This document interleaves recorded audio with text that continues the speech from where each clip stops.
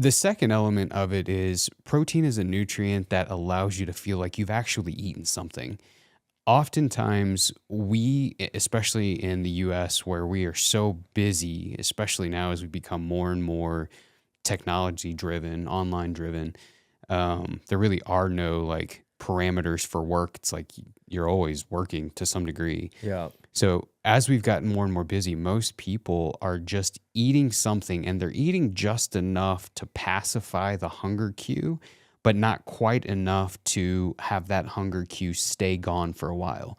So they wind up just grabbing these very quick sources of energy that last for an hour, rinse, repeat, rinse, repeat, rinse, repeat. So your calorie intake ends up being really high over the course of the day, just because you're kind of snacking. So including sources of protein allow you to feel like you've had something to eat and provide staying power.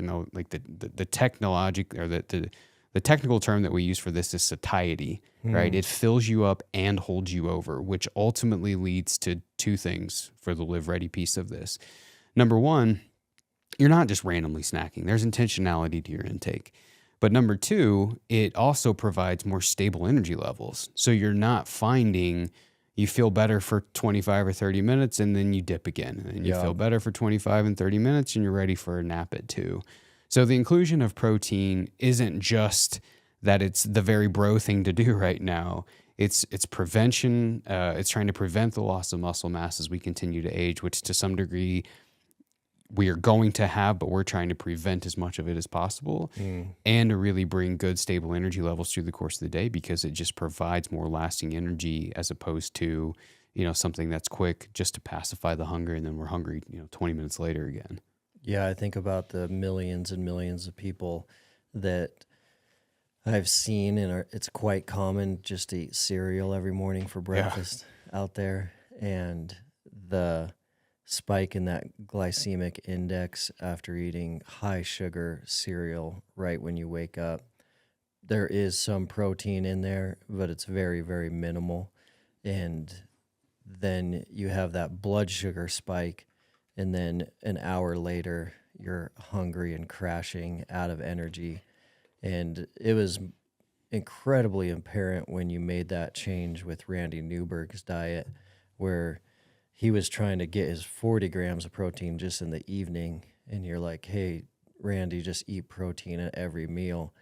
And seeing his energy levels change, because he was working out in the lab every day when you guys had that consultation, was a game changer, because he used to come in pretty sleepy in the afternoon around 3 for his workouts. Yeah. And then he started just getting protein all the time throughout the day. And he would just come in these doors fired up. So it's so simple. Just, make sure there's great protein in every meal. Like everyone can do that.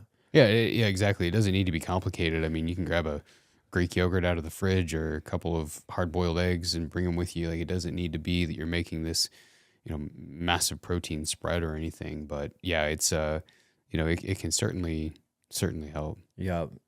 And I'm a big believer too, related to number one, the muscle mass as you age is so important for quality of life. I mean, we've all seen people in their 60s, 70s that lack some mobility, but the ones that lack a significant amount of muscle mass, the activities that it does inhibit them from doing in their 60s and 70s is massive. You can even find 60-year-olds that are having difficulty getting up and down like football stadium bleachers. Yeah.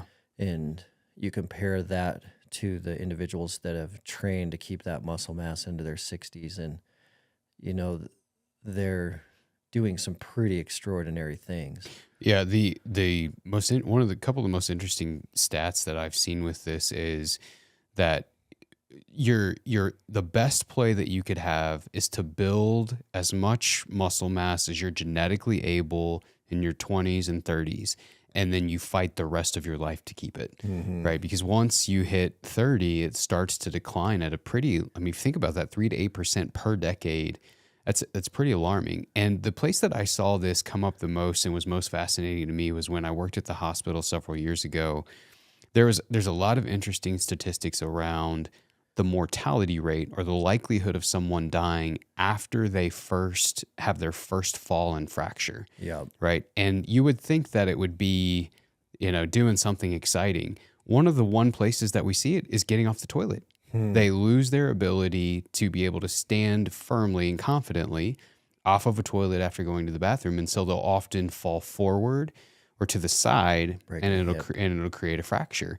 And for, whatever reason, that initial fracture, when you compare that to the number of years a person lives after that initial fracture, mortality risk is a lot higher. And I just found that to be fascinating. So you'll hear, people in their 40s, 30s, or whatever, wanting, not necessarily seeing the reason why they should worry about it. Like, and they'll make comments like, "I'm married, I don't really care what I look like," and that's great. And I'll say, do you like getting off the toilet? Because it's going to matter, And again, just like we were saying, the live ready piece isn't just trying to get ready once you have this issue pop up in your life.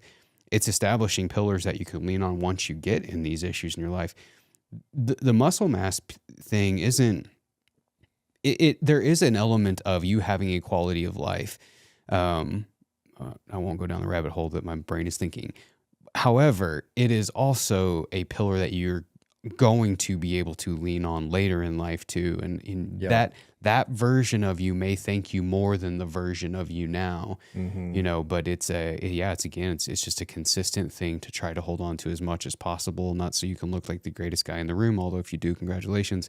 It's more about your ability to do things that you love, and that changes from doing workouts and stuff in the mountains to playing with your kids, to playing with your grandkids, to getting off of a toilet. Yeah. It's an evolutionary thing. And it's just one of the things I love so much about nutrition and training is you've always got a reason to do it. Always, always. There's no age limit on when it stops becoming valuable, because it never does. Yeah. It never stops being valuable in your overall health. Yeah. It's a game changer.